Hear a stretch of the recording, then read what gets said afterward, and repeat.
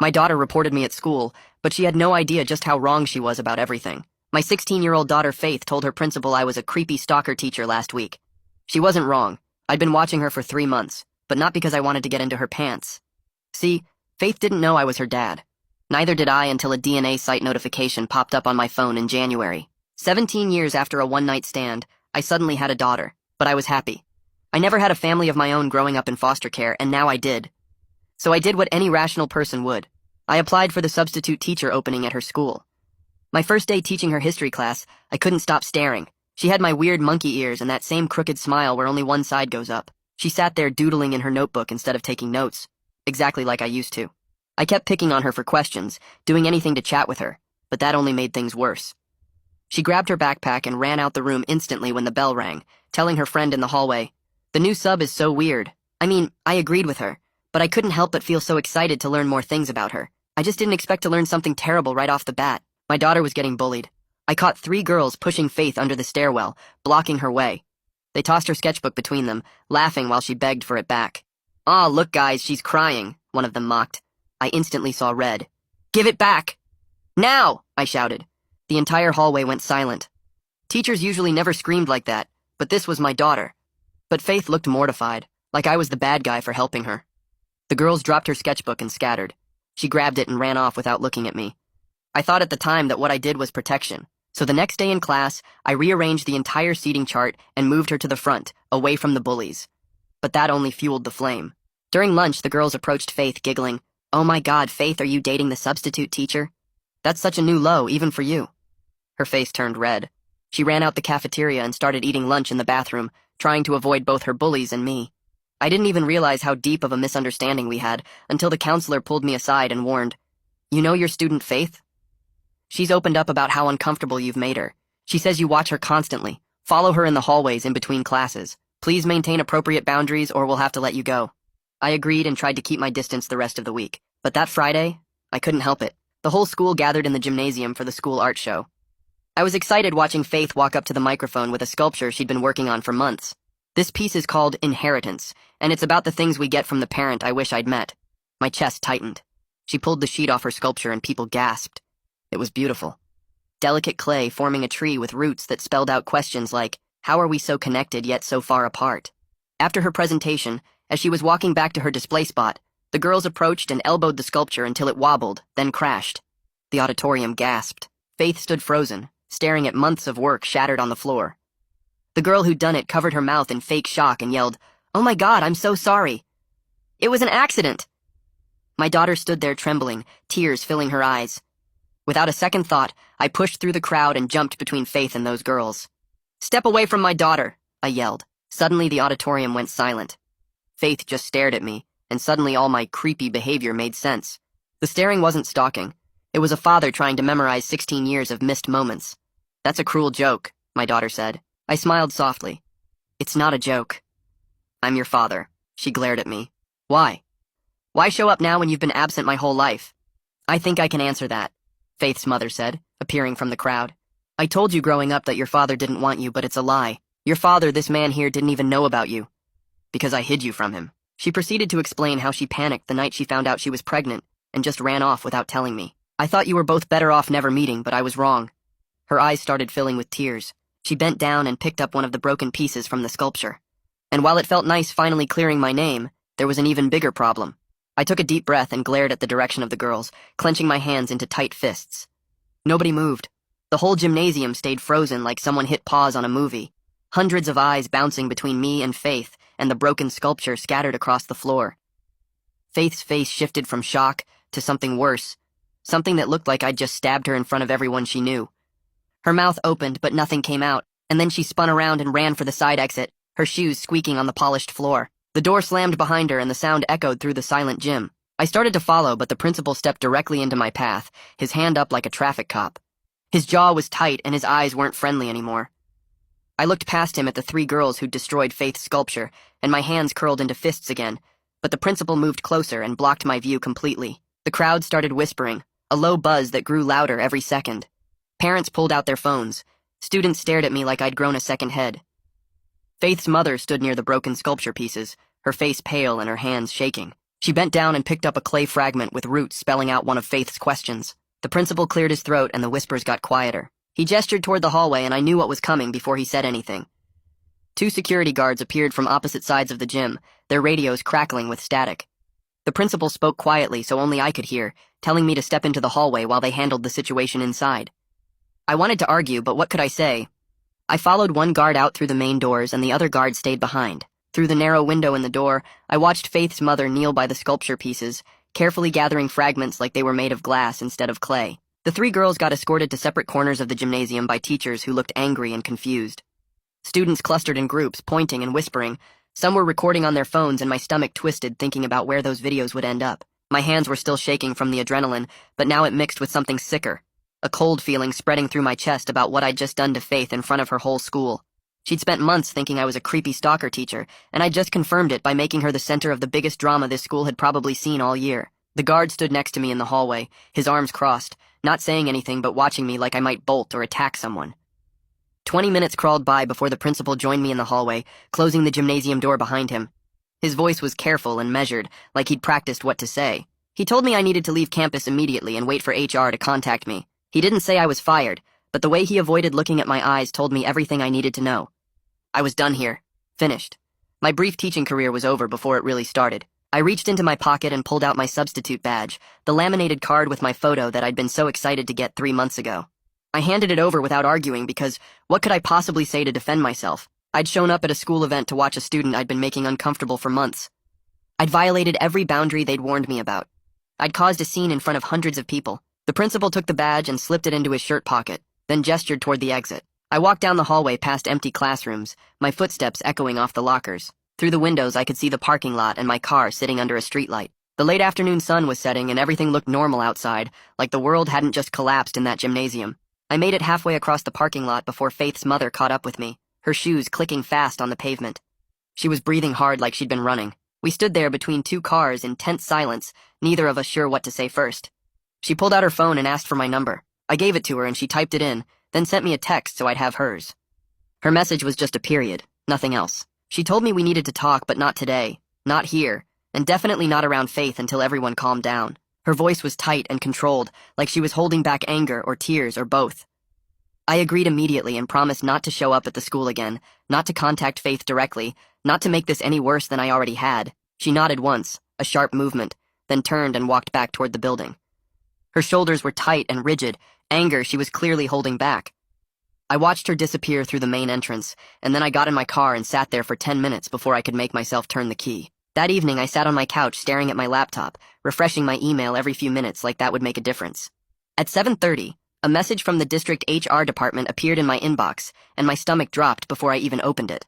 The subject line included the words, "Administrative leave," and I knew this was real. This was actually happening. I clicked it open and read through the formal language about a fact-finding meeting scheduled for 3 days from now. They wanted to review the incident and my conduct and determine appropriate next steps. The email was signed by someone named Sophia Pratt from Human Resources. I read it 5 times, looking for some hint of what they were going to decide. But it was all policy review and due process and professional language that told me nothing. I closed the laptop and sat in the dark thinking about Faith's face when she ran out of that gymnasium. The way she'd looked at me like I was the worst thing that ever happened to her. I spent 2 hours that night writing an apology text to Faith, trying to explain everything I was thinking and feeling. I wrote about finding out she existed, about growing up in foster care and never having a family, about being so excited to finally have someone who was mine. I wrote about watching her in class and wanting to protect her from those girls and not understanding why everything I did made things worse. When I finished and read it back, the whole thing was about me. My hurt, my fear, my excitement, my confusion. She didn't need my feelings dumped on her right now. She needed space, and maybe that was the first actually helpful thing I could give her. I deleted the whole text without sending it, and turned off my phone so I wouldn't be tempted to try again. The next morning, I woke up early and searched for DNA testing labs in the area. The Ancestry website had already told me what I needed to know, but I needed something official, something I could show Faith's mother when we talked, something that proved I wasn't some creepy guy making up a connection to justify stalking a teenager. I found a medical lab that did independent paternity tests and booked an appointment for 2 days from now. The online form asked if I wanted expedited results for an extra fee, and I clicked yes without thinking about the cost. The total came to $200, money I wasn't planning to spend, but it felt necessary. I got a confirmation email with the appointment details and instructions to bring a photo ID. I opened a new text message to Faith's mother and typed carefully, keeping it short and simple. I apologized for how I handled everything at the school and asked if we could meet somewhere neutral to talk without Faith present. I didn't make excuses or try to explain myself, just acknowledged that I messed up and wanted to understand her perspective. I hit send and then stared at my phone for 3 hours waiting for a response. It came at 2 in the afternoon, just the name of a coffee shop downtown and a time for tomorrow. I texted back confirming and she didn't respond again. The coffee shop was busy when I arrived, full of people working on laptops and meeting for lunch. I got there 15 minutes early and ordered a coffee I was too nervous to drink. Faith's mother showed up exactly on time, scanning the room until she spotted me at a corner table. She sat down across from me and we both just looked at each other for a minute, not sure where to start. Finally, she began talking, telling me the fuller story about finding out she was pregnant at 19. She'd panicked because we barely knew each other, just that one night after a party where we'd both been drinking too much. She convinced herself Faith would be better off without a father than with one who might resent being trapped by an accidental pregnancy. She thought she was protecting both of us by keeping the secret, protecting Faith from rejection, and protecting me from obligation. I listened without interrupting, watching her hands shake slightly as she wrapped them around her coffee cup. For the first time, I understood that she was scared too, that this wasn't about punishing me, but about her own fear of messing up her kid's life. She'd been 19 and alone and terrified, making the best choice she could see at the time. I told her I understood and I meant it, even though it still hurt knowing I'd missed 16 years. That afternoon, another email from the district arrived, this one shorter and more direct. It confirmed the HR meeting date and time, then included a formal directive that I was not to contact Faith at the school or attempt any communication with her directly. The words "no contact order" jumped out at me and felt like someone punching me in the gut. I couldn't text her, couldn't call her, couldn't show up anywhere she might be. I forwarded the email to Faith's mother so she'd know I was taking it seriously, that I understood the boundaries they were setting. She texted back 3 hours later with just 2 words, "Thank you," and nothing else. I drove through my old neighborhood that evening, past the 3 different foster homes I lived in between ages 8 and 15. The first one was a yellow house with peeling paint that still had the same broken porch light. The second was a brick duplex where I shared a room with 2 other boys and learned to sleep with my backpack under my pillow. I parked outside the last one, a gray ranch house with bars on the windows, and just sat there staring at the front door. I remembered how it felt to never know if I'd still be there next month, how I learned to keep my stuff ready to go just in case. The social worker would show up without warning and I'd have 15 minutes to pack. That's when it hit me that my whole protect or bust reaction to Faith wasn't really about her. It was about that scared kid who never had anyone show up for him and now couldn't stop showing up even when it was hurting the person he was trying to help. I gripped the steering wheel until my knuckles turned white, and then I drove home. The DNA test appointment went quickly 2 days later, just a cheek swab and paperwork in a small clinic that smelled like cleaning products. The lab tech walked me through the process without making eye contact, probably used to people coming in for tests they hoped would prove something. They told me results would be ready in 5 business days, and I signed the forms with shaking hands. I added Faith's mother to the contact list for receiving results because I wanted her to see them at the same time I did. No secrets this time. The tech handed me a receipt and told me they'd email when the results were ready. Walking out of the clinic into the parking lot, I felt this weird mix of relief and worry because soon this would be officially confirmed and there wouldn't be any more room for doubt or denial. I sat in my car for 10 minutes before driving away. I texted Faith's mother that afternoon, offering to pay for materials to rebuild the sculpture. She responded immediately that any money needs to come with 0 strings attached. She explained that Faith was already feeling like a charity case and didn't want to owe me anything, which hurt, but made sense. I typed back that I agreed to her terms, and she said she'd think about whether Faith would even accept it. I stared at my phone waiting for her to say more, but she didn't text again. I wanted to push back and explain that I just wanted to help fix what got broken, but I deleted the message before sending it. Hassan's voice was already in my head telling me this wasn't about what I wanted. The HR meeting with Sophia Pratt happened 3 days later in a small conference room at the district office.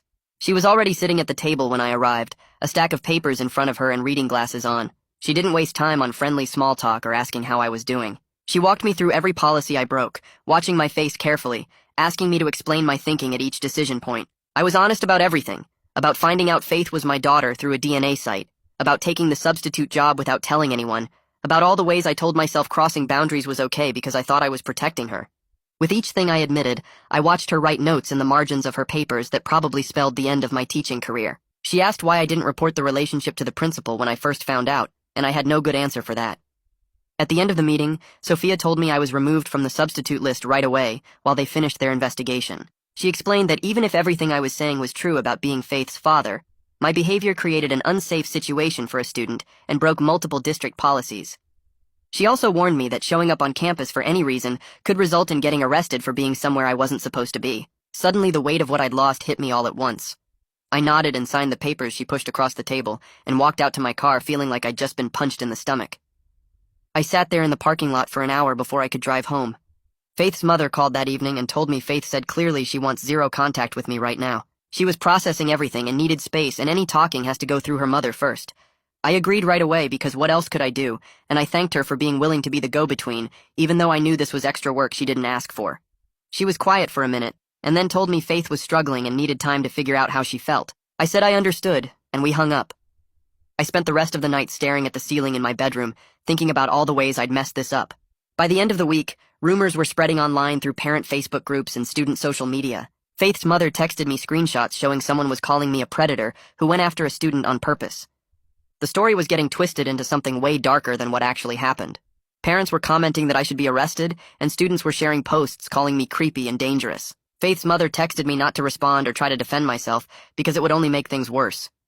So I watched my name get destroyed in real time and did nothing. I turned off notifications on my phone because seeing them pop up was making me feel sick. I wanted to scream at all these people who didn't know what really happened, but I kept my mouth shut. Faith's mother called again 2 days later and described Faith's view of everything, how confused and hurt she was.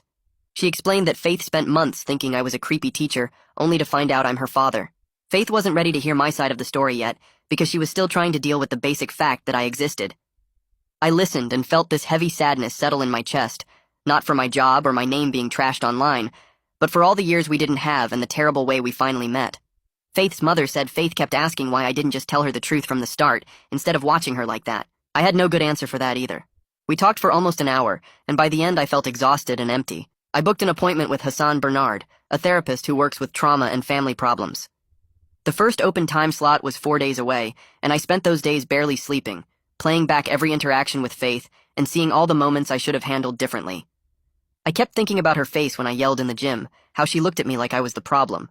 When I finally sat in Hassan's office and told him everything, he listened without judging me, and then asked me what I was really trying to protect Faith from. I started to say the bullies, but then stopped because that wasn't the whole truth. I realized I was trying to protect her from feeling as alone as I always felt, from being the kid nobody showed up for.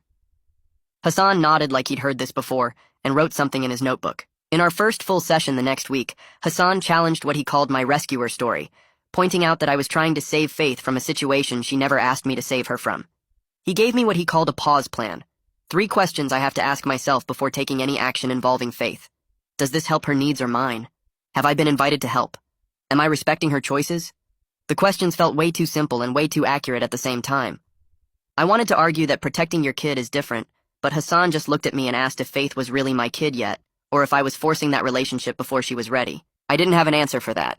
We scheduled another session for the following week, and I left his office feeling like my brain had been turned inside out. The email from the school arrived 3 days later with the subject line, "Witness Statement Request, Bullying Investigation." I opened it sitting at my kitchen table and read through the formal language about providing a written account of what I observed. They wanted facts, dates, specific details about the incidents under the stairwell and at the art show. I spent 2 hours writing it out, describing exactly what I saw without adding my opinions or making myself sound like some kind of hero. Just the facts about 3 girls blocking Faith's path, tossing her sketchbook around, the mocking voices. Then the art show, the sculpture getting knocked over, the fake apology. Writing it all down in plain language made me realize how much I'd been telling myself a story where I was the good guy swooping in to save the day. The actual events looked different on paper, more complicated, and letting the school handle it without me trying to control the outcome felt uncomfortable but necessary. I submitted the statement through the online portal and closed my laptop, forcing myself not to check my email every 5 minutes for a response. Faith's mother called me the next evening while I was making dinner. She told me Faith was struggling with whether to file her own formal complaint against the girls because she was scared of what would happen after. The girls might come after her harder. Kids at the school might think she was making a big deal out of nothing. The whole thing might blow up again just when things were starting to calm down. My first instinct was to argue that Faith needed to report it, that staying silent would only make the bullies think they could get away with it. But I caught myself before the words came out, and instead told her mother I understood why Faith was scared. Fear of retaliation was real, and Faith had to make her own choice about what felt safe for her. Her mother was quiet for a second, and then said that was probably the most helpful thing I could have said. We talked for another 10 minutes about how to support Faith without pushing her, and when I hung up I felt this weird mix of frustration and pride. Frustration because I wanted to fix it. Pride because I'd actually managed to respect Faith's choice even when every part of me disagreed with it. A guy named Jude Armstrong called me a few days later, introducing himself as a restorative justice facilitator who worked with the school district. His voice was calm and careful, like he was used to talking to people who were upset or defensive. He explained that the district was considering a restorative justice conference as part of their response to what happened at the art show, bringing together the students involved to talk about harm and repair. He was very clear that it wasn't about forcing anyone to forgive each other or guaranteeing any specific outcome, just creating space for honest conversation about what happened and what people needed to move forward. He asked if I'd be interested in participating, and I told him yes, but only if Faith wanted me there. I explained that this whole situation started because I kept inserting myself where I wasn't invited, and I wasn't going to make that mistake again. Jude seemed to appreciate that and said he'd talk to Faith and her mother first before moving forward with anything. Faith's mother texted me later that week saying she and Faith had attended an information session about the restorative justice process. They sat in a conference room with Jude and another facilitator who explained how it would work, what kind of questions would be asked, what the goals were. Afterward, Faith told her mother she was thinking about it but wasn't ready to commit yet. She was overwhelmed by everything happening at once, the investigation, the online rumors, kids at the school talking about her, and now this whole conference idea. Faith needed time to figure out what she actually wanted versus what everyone else thought she should want. I texted back telling her mother to let Faith take all the time she needed, and I meant it, even though waiting felt impossible. Every day that passed was another day Faith was dealing with this mess. Another day those girls weren't being held accountable. Another day I couldn't do anything to help. But Hassan's voice was in my head reminding me that my discomfort with waiting wasn't Faith's problem to solve. 2 weeks after the art show incident, Sophia called me in for a follow-up meeting at the district office. I drove there knowing this probably wasn't good news, and when I sat down across from her in that same small conference room, her expression confirmed it. She told me the investigation was wrapping up, and the district was leaning toward recommending my termination from the substitute list. She walked through all the policy violations again, explaining that even though my intentions might have been good, my conduct created an unsafe environment for a student. Then she offered me another option. I could resign instead of being terminated, which would avoid a formal hearing and look better on my record if I wanted to work in education again someday. She slid a piece of paper across the table with the resignation option outlined in bullet points.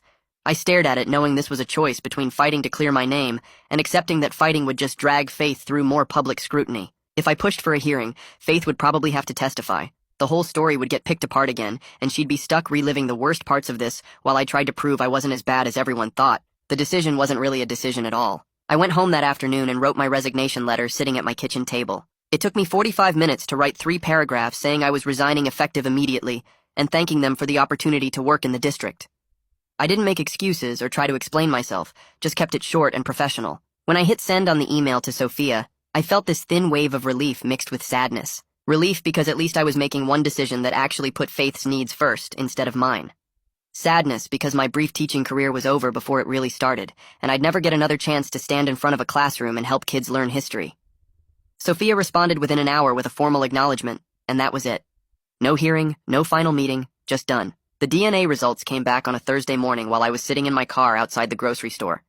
I opened the email on my phone, and even though I already knew what it would say, seeing it in official language with percentages and genetic markers made it real in a new way. Probability of paternity 99.9%. I forwarded the results to Faith's mother, and then just sat there in the parking lot crying for 20 minutes. Not sad crying, but this overwhelming mix of grief and relief and fear, all hitting me at once. Grief for all the years I missed, relief that it was finally confirmed and official, fear about what came next. Faith's mother called me an hour later and her voice was soft and careful when she said she was sorry. Sorry for all the years I missed. Sorry it had to come out the way it did. Sorry for the mess we were all trying to navigate now. We talked for almost an hour about what happens next, how to build some kind of relationship between me and Faith, what boundaries needed to be in place, how to handle holidays and birthdays and all the normal parent stuff that felt impossible right now. For the first time, it felt like we might actually be able to figure this out as adults instead of as scared kids playing defense. I waited 2 days before asking Faith's mother if Faith would be willing to meet me briefly in a public place with no pressure or expectations. I typed and deleted the text message 3 times before finally sending it, prepared for her to say no and trying to be okay with that. She responded that afternoon saying she'd ask Faith and see what she said. I spent the next 2 days barely sleeping, checking my phone constantly, imagining all the ways Faith might say no or all the conditions she might put on saying yes. When Faith's mother finally texted that Faith agreed to one short meeting at a coffee shop downtown, 30 minutes maximum, I had to read it twice to make sure I understood correctly. Faith was willing to meet me, actually sit down and talk to me. I spent those 2 days until the meeting alternating between excitement and terror, playing out every possible conversation in my head and trying to prepare myself not to mess it up again. Faith's mother called me the morning of the meeting to set ground rules. We stay in the coffee shop where it's public and other people are around. We stick to the 30-minute limit no matter how well or badly it's going. We focus on one topic at a time instead of trying to solve everything at once. No big emotional declarations, no pushing for more than Faith is ready to give, no making promises about the future. I agreed to all of it and thanked her for being willing to facilitate this. I showed up 15 minutes early and ordered a coffee I was too nervous to drink, sitting at a table near the window where Faith would be able to see me when she walked in. When Faith and her mother came through the door, Faith looked smaller than she did at the school. Her shoulders hunched forward like she was trying to make herself invisible. She was wearing an oversized hoodie and had her hair pulled back in a messy ponytail. I had to remind myself not to stare, to let her come to the table at her own pace, to respect the space between us. The first meeting was awkward and stilted, Faith sitting down across from me with her arms crossed tight over her chest, while her mother sat between us like a referee ready to call fouls. Faith didn't look at me at first, just stared at the table and picked at her thumbnail. When she finally did look up, her face was guarded but her eyes were direct and clear. She asked why I took the substitute job at her school, and why I kept staring at her in class. Her voice was quiet but steady, like she'd practiced these questions and wasn't going to let me dodge them. I answered as honestly as I could, telling her I was trying to learn everything about her all at once because I was scared of losing time I'd already lost. I explained that when I found out I had a daughter, I panicked and made bad choices because I didn't know how to handle it. I told her I should have found a better way to reach out, should have gone through her mother first, should have thought about what she needed instead of what I wanted. I listened more than I talked because Hassan's voice was in my head, reminding me this wasn't about me. This was about Faith getting answers and deciding whether she wanted me in her life at all. When Faith stops talking and looks down at her coffee cup, I take a breath and tell her I'm sorry for how I showed up at her school. I apologize for making her uncomfortable, for not thinking about what she needed, for handling everything so badly. I don't make excuses about being excited to meet her or wanting to protect her. I just own that I messed up and made her feel unsafe in a place where she should have felt normal. She doesn't say it's okay because it's not, but she nods once, barely moving her head, and that small movement feels like more than I deserve right now. Her mother watches both of us carefully, her hand wrapped around her own coffee cup. The silence stretches out for maybe 30 seconds before Faith starts talking again, her voice quieter but steady. She tells me about the sculpture and how much it meant to her, how she'd been working on it for months after school in the art room. She explains that it was her way of processing feelings about having a father she'd never met, questions she'd been carrying around since she was old enough to understand that other kids had dads who showed up to things. She describes the shame of having it destroyed in front of everyone, the gasps from the crowd, the way the clay pieces scattered across the gymnasium floor. Then she looks right at me and says, I made it worse by causing a scene, by making her personal family stuff into public drama that everyone would talk about for weeks. Her anger is sharp and clear, not yelling but direct, and I sit there absorbing every word without defending myself or trying to explain my side. She has every right to be angry at me. I pick at the edge of my napkin and force myself to stay quiet and just listen. When she finishes talking, I wait a few seconds to make sure she's done before I speak. I offer again to pay for materials to rebuild the sculpture, to help her get the clay and tools she needs to start over. Faith cuts me off before I can finish the sentence. She tells me she doesn't want to be rescued or fixed or turned into my project to feel better about myself. Her mother puts a hand on her arm, but Faith shakes her head and keeps going. She says she needs me to hear this, that she spent her whole life fine without a father and doesn't need one who treats her like a problem he has to solve. The words hurt, but they're completely true, and I tell her I understand, and I'm sorry. I promise I won't try to fix things for her anymore, that I'll respect whatever boundaries she sets. Her mother gives me a small nod like maybe I'm finally starting to get it. We sit there for another few minutes in awkward silence before Faith says she needs to go, that 30 minutes is enough for today. I thank them both for meeting me and watch them leave through the coffee shop door. I sit there alone for another 10 minutes staring at my cold coffee and thinking about everything Faith said. That night I can't sleep, so I pull out my laptop and start searching for community art programs in our area. I find a studio downtown that offers scholarships for teen artists, classes on weekends and after school, access to equipment and materials. I read through their website 3 times, making sure it's legitimate and not some scam. I draft a text to Faith's mother with the link and a note explaining it's not a handout, just a resource Faith can apply for if she's interested. I rewrite the message 4 times, trying to make it clear I'm not trying to control anything or push my way in. I finally send it around midnight and then force myself to put my phone face down on the nightstand so I'm not checking it every 5 seconds. Her mother texts back the next morning saying she'll mention it to Faith without any pressure, and I have to practice being okay with that being enough. I want to ask follow-up questions, want to know when she'll tell Faith and what Faith's reaction is, but I don't. I just respond with a simple thanks and leave it alone. The next afternoon, I call the studio to make sure the scholarship information on their website is current and accurate. I'm careful not to mention Faith's name or try to put my thumb on the scale in any way. The coordinator who answers is friendly and patient, walking me through their application process and explaining that they review applications twice a year. I ask about the timeline and the requirements, taking notes on a scrap of paper. She tells me they're looking for students who are serious about art, but might not have access to resources, exactly what Faith needs.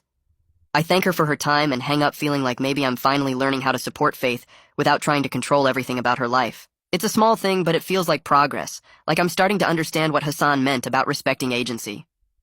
I put the notes in a folder and don't text Faith's mother about the call, because she doesn't need updates on every little thing I do. 3 days later, Faith's mother calls while I'm on my lunch break at the warehouse. She tells me the school has issued suspensions for 2 of the girls who bullied Faith and put the third one on a behavior contract. The girl who actually knocked over the sculpture got 2 weeks out of school, the longest suspension. But Faith's mother sounds tired and frustrated when she explains it, like she knows 2 weeks isn't going to change anything real. I agree that it's not enough, but at least it's something. At least the school took it seriously.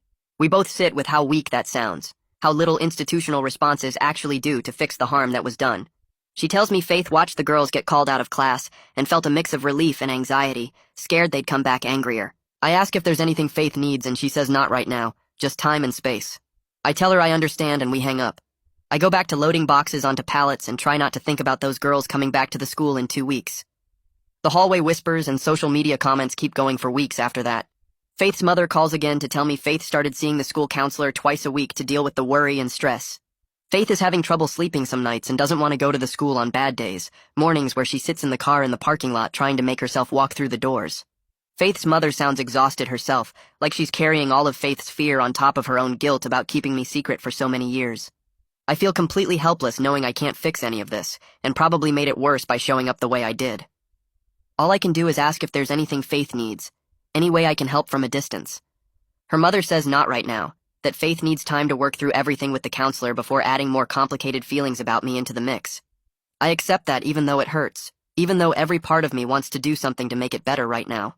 Hassan helps me write out a formal promise to myself during our next session. It's about not going to Faith's school or trying to make situations happen where I might run into her by accident. We work on the exact words together, making sure they're specific enough to actually mean something. I sign it with a pen, and Hassan gives me a copy to take home. I tape it to my bathroom mirror where I'll see it every single morning when I'm brushing my teeth, a reminder that respecting boundaries is something I have to choose to do every day. Hassan explains that this kind of self-binding is how we stop ourselves from falling back into old patterns when we're stressed or scared. He tells me the pledge is a tool to interrupt the automatic response to protect and control, to give me a pause before I act. I'm starting to believe him, starting to see how the pause actually helps me make better choices. 2 weeks after that, Jude Armstrong reaches out through email, asking if I'd be willing to write a short impact statement for the record. He's careful to explain it's not something that would be read out loud in a conference, just something for documentation purposes to capture my perspective on what happened. I spend 3 days writing and rewriting it, trying to be honest about my mistakes without making it all about my own hurt feelings. The first version is too defensive, full of excuses about not knowing how to be a father. The second version is too apologetic, like I'm begging for forgiveness. The third version finally gets it right. 2 paragraphs about wanting to protect Faith and not understanding that protection without permission is just another form of control. I explain that I crossed boundaries because I was scared of losing time with her, but that fear doesn't excuse making her uncomfortable or unsafe. I send it to Jude and feel relieved to have it done, to have put my mistakes into clear words that I can't take back or revise later. Faith and her mother attend a pre-conference meeting with Jude the following week to talk about what a restorative justice conference might look like. Faith's mother calls me afterward while I'm driving home from work, and I pull over to take the call properly. She tells me Faith is scared but also curious, wanting to understand why those girls targeted her, but not sure she can handle being in the same room with them.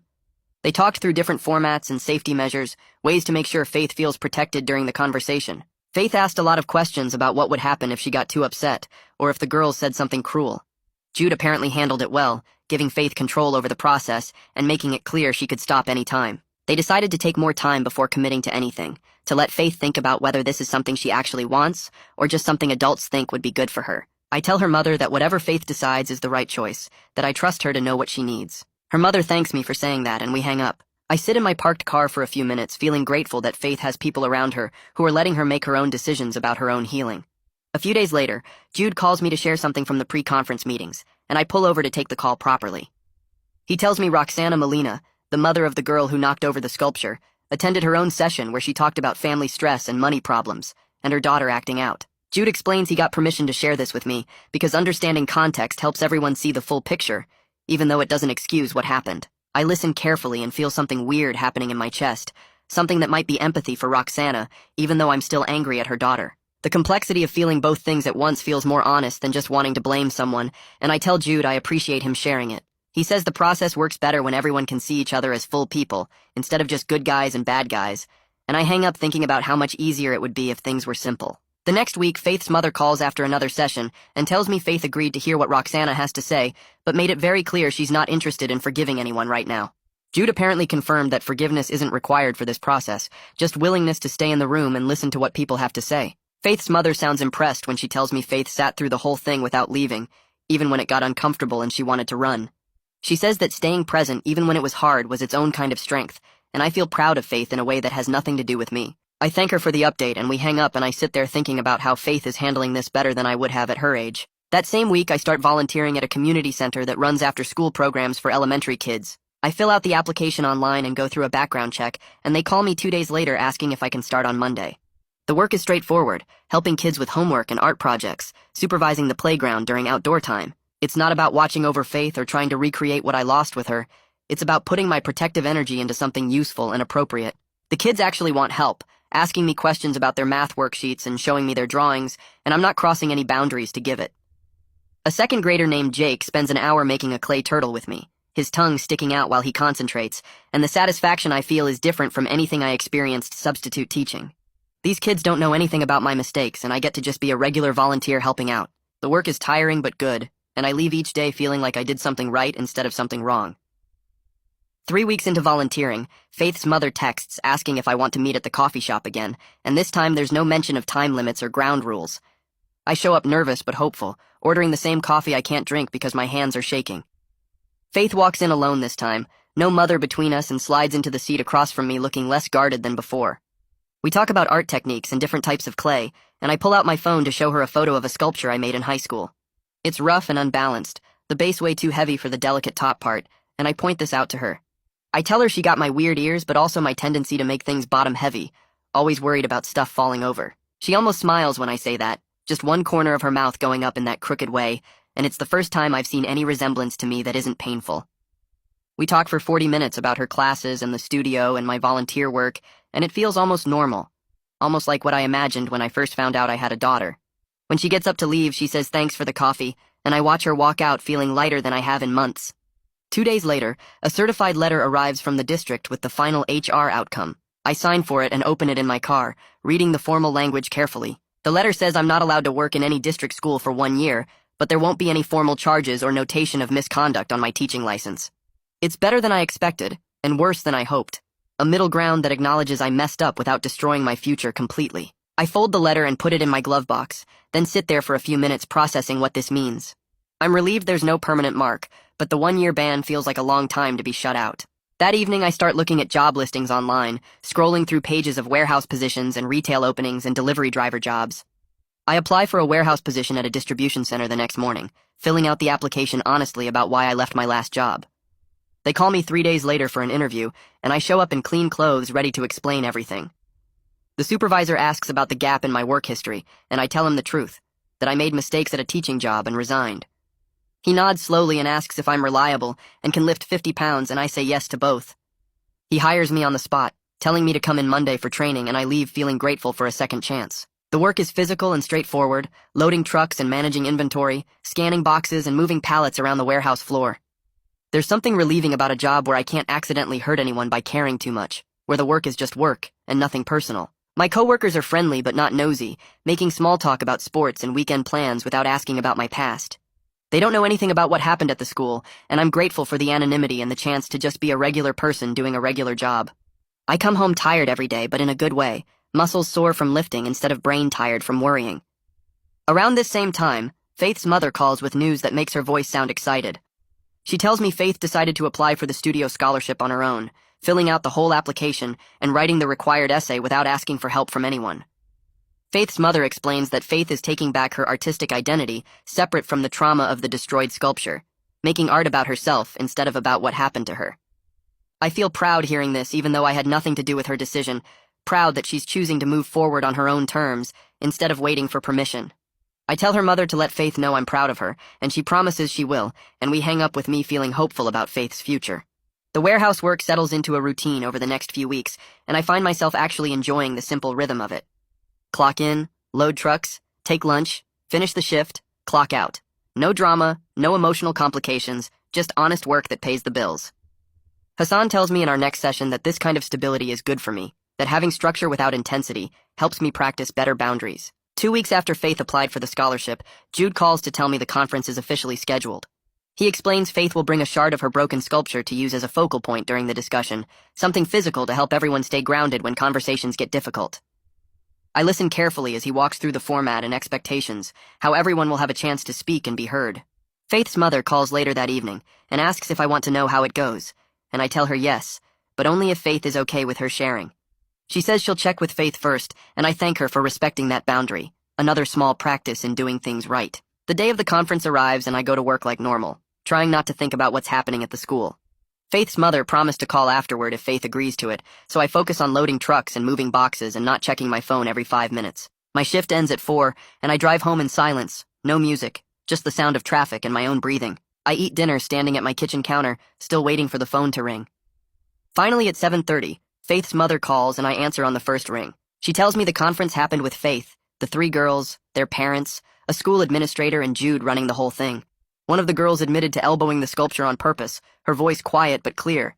But the ringleader tried to minimize it as an accident even with everyone watching. Faith's mother sounds frustrated when she describes this part, how the girl's parents jumped in trying to defend her. But Jude and the administrator held firm and didn't let anyone dodge responsibility. Faith got to say directly how much the destruction hurt her and why their cruelty mattered, reading from notes she'd prepared ahead of time. Faith's mother tells me Faith's voice shook, but she got through it, and when she finished the room was silent for a long moment. The conference ended with written agreements that everyone had to sign. The girls have to complete 20 hours of community service each, help fundraise for art supplies for the school, and attend a 3-week empathy workshop on Saturdays. No one got expelled, which frustrates Faith's mother because she wanted harsher consequences. She tells me Jude explained that holding people accountable while also educating them is more effective than pure punishment, that the goal is changing behavior, not just making people suffer. I tell her I trust the process, even though I wish there were clearer consequences, and I mean it, even though part of me still wants those girls to suffer the way Faith suffered. We talk for another 10 minutes about how Faith seemed after it was over, and Faith's mother says she was exhausted but also relieved, like she'd been carrying something heavy and finally got to put it down. I thank her for calling and for everything she's doing to help Faith through this, and she says we're doing it together now, which makes my throat tight. After we hang up, I sit on my couch in the dark apartment thinking about how far we've all come from that terrible day in the gymnasium. The road ahead is still long and complicated, but at least we're all moving forward instead of staying stuck in that frozen moment of shattered clay and broken trust. A few days later, an email from Jude arrives with the subject line saying Conference Outcomes Summary. I open it at my kitchen table and read through the 2-page document twice, taking in every detail about the agreements the girls signed and the hours they committed to. The words blur together on the second read because I'm not really processing anymore, just holding the information like something fragile. I save the file to a folder on my laptop and close it, resisting the urge to forward it to Faith or text her mother asking follow-up questions. This was Faith's process, and I was on the edges where I belonged, not in the center demanding updates. I pick up my phone and type out a simple message to her mother instead. I hope it brought Faith some peace. 3 dots appear and disappear twice before a single heart emoji comes through as her response. No words, just that small red heart, and I set my phone down feeling like maybe that's enough for now. 2 weeks pass before Faith's mother calls and suggests we set up a regular phone schedule to talk about co-parenting stuff. She explains that having a set time each month will keep us from putting Faith in the middle or making her relay messages between us. I agree immediately, and we pick the first Tuesday of every month at 7 in the evening. Our first call happens on a rainy Tuesday, and I sit on my couch with a notepad, feeling weirdly formal about the whole thing. The conversation starts awkward with both of us not sure what to say first. She brings up holidays and asks what I'm thinking for Thanksgiving and Christmas, and I tell her I don't have expectations, that we should do whatever feels right for Faith. We spend 40 minutes working through basic agreements about sharing information when Faith has important school events or doctor appointments, about not making promises to Faith without checking with each other first, about giving each other heads up if one of us needs to change plans. It feels boring and practical in the best possible way, like we're building something stable instead of dramatic. When we hang up, I write down our agreements in my notebook so I don't forget, and the act of writing them makes them feel more real and solid. 3 months slide by in a pattern of warehouse shifts and therapy appointments and quiet evenings in my apartment. I'm loading boxes onto a truck on a Wednesday afternoon when my phone buzzes in my pocket. I finished stacking the current load before pulling it out and checking the screen. Faith sent me a photo with no message attached. The image shows a small clay piece sitting on a wooden table, maybe 4 inches tall, with rough edges and visible fingerprints in the surface. I zoom in and study every detail, the way the clay curves and the texture of the unglazed surface. 10 minutes pass while I stand there in the warehouse staring at this photo of my daughter's art. My supervisor walks by and asks if I'm okay, and I tell him yes, just got some good news. I open a text response and type out several versions before settling on something simple. That's beautiful. I'm glad you're making art again. I hit send before I can second guess it or add questions or push for more information about where she made it or what it means or when I might see her next piece. 2 hours crawl by while I finish my shift and drive home and make dinner. My phone finally buzzes while I'm washing dishes. Faith's response is just one word. Thanks. I dry my hands and read that single word 5 times, looking for hidden meaning or emotion in those 6 letters. The urge to respond immediately hits hard, to ask how the studio is going or if she's working on other pieces, or if she wants to meet up again soon. Hassan's voice plays in my head, reminding me about letting Faith control the pace. I set my phone on the counter and go back to washing dishes, leaving the conversation where it ended naturally, instead of forcing it to continue. It's hard, but it's getting easier with practice, this whole shutting up and waiting thing. Thursday morning, I drive to Hassan's office for my weekly appointment. We settle into our usual spots, and he asks how the past week went. I tell him about the photo Faith sent, and how I managed not to blow up her phone with follow-up messages. He nods and says that's good progress, then shifts gears to talking about my trigger responses.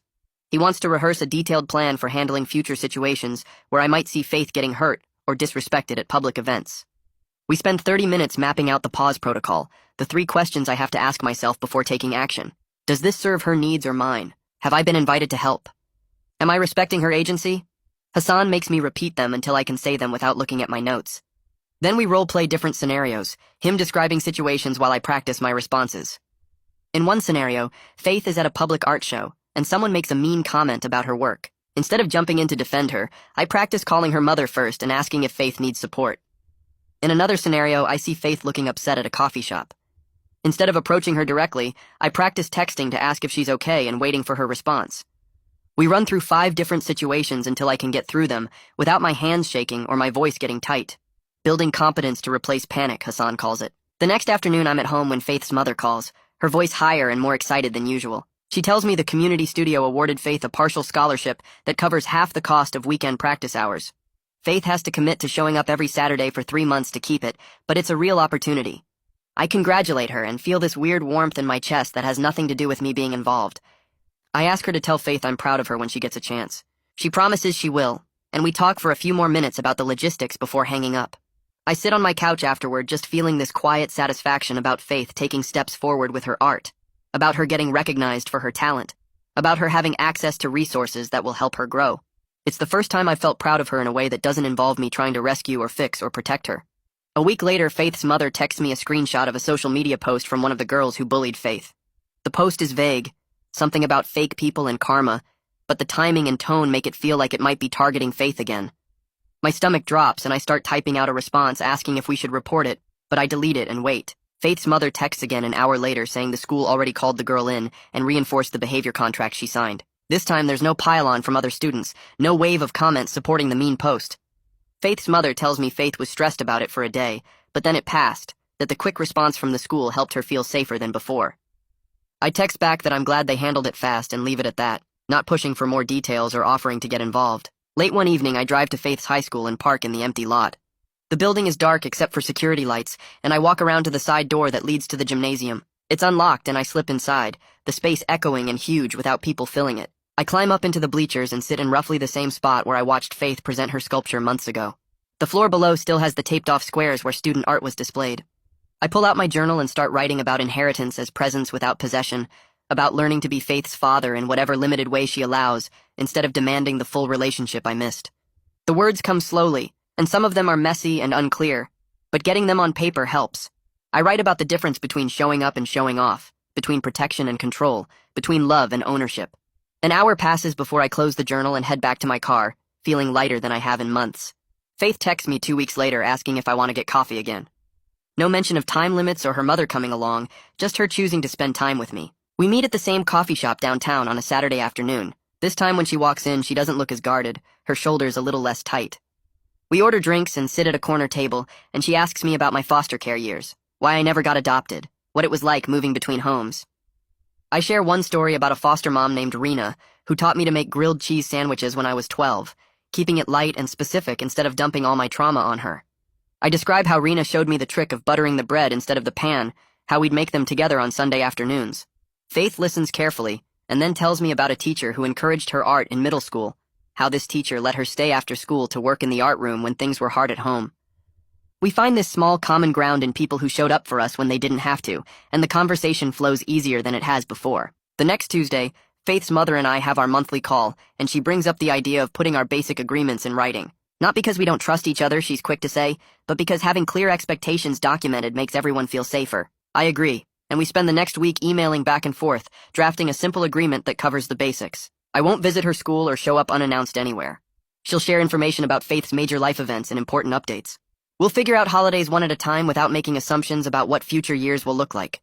The document ends up being 2 pages, boring and practical and exactly what we need.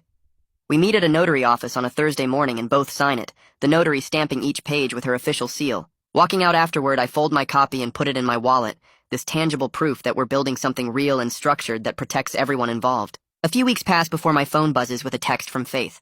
The message is short, just 3 words that make my chest tight. It was good. I stare at the screen for a full minute, fighting every urge to ask what she made or request photos or push for more details. I type back, "I'm really glad," and force myself to put the phone down without adding anything else. That night, Faith's mother calls and tells me Faith mentioned me twice this week, once to say the studio coordinator asked about family support, and once to tell her mother about a clay technique I might find interesting.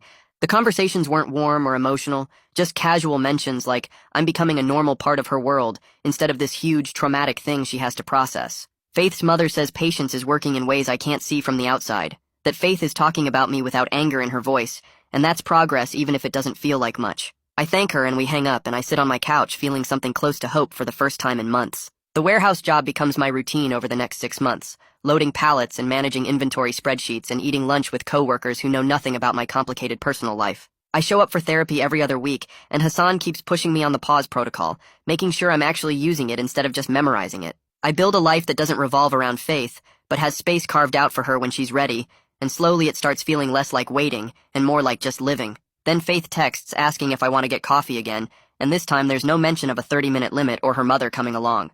We meet at the same downtown coffee shop on a Saturday morning, and she walks in looking less guarded than before, her shoulders relaxed under her jacket. We order our drinks and sit at the same corner table, and she asks me about my favorite bands growing up, and I tell her about the punk phase I went through in my last foster home. She laughs when I describe trying to dye my hair green with Kool-Aid, and it turning out orange instead, and then she tells me about her current playlist and how she likes working to instrumental music, because lyrics distract her. We talk about her ceramics class and the teacher who lets students stay late to finish projects, and I share stories about my warehouse coworkers and the guy who brings his dog to work every Friday. The conversation flows easier than it ever has before, jumping between topics without the heavy weight of our complicated history pressing down on every word. An hour passes, and neither of us mentions the time, and when we finally leave, she says, "See you," instead of goodbye, like we'll definitely do this again. The community studio sends out an email about their student showcase a month later, and Faith forwards it to me with a short message asking if I want to come, but please stay in the back and don't make it a big thing. I show up early and position myself against the rear wall where I can see but won't draw attention, and I watch Faith set up her display with 2 other students. The piece she's showing is smaller than the destroyed sculpture, but more detailed. A series of connected clay hands reaching toward each other without quite touching. When it's her turn to present, she steps up to the microphone and explains her concept about connection. And distance, about the space between people being just as important as the contact, and I stand there watching her confidence and thinking about how much she's grown in 6 months. After she finishes talking and steps back, she scans the small crowd until she finds me at the back, and we lock eyes for just a second. She gives me this tiny nod, barely noticeable to anyone else, and I nod back. It's not a hug or a declaration or some emotional breakthrough, just this quiet acknowledgement that we're both here and we're both trying. I stay for the rest of the showcase and then slip out before the reception, giving her space to celebrate with her studio friends without her complicated father hovering around. Walking to my car, I feel something settle in my chest. Not closure exactly, but acceptance that this slow, careful progress is what healing looks like for us, and maybe that's enough for now. That's my take on what happened. I know a lot of you will see it differently, and that is the best part. Leave your thoughts in the comments because I will be reading through them. Let's see how many different opinions show up this time.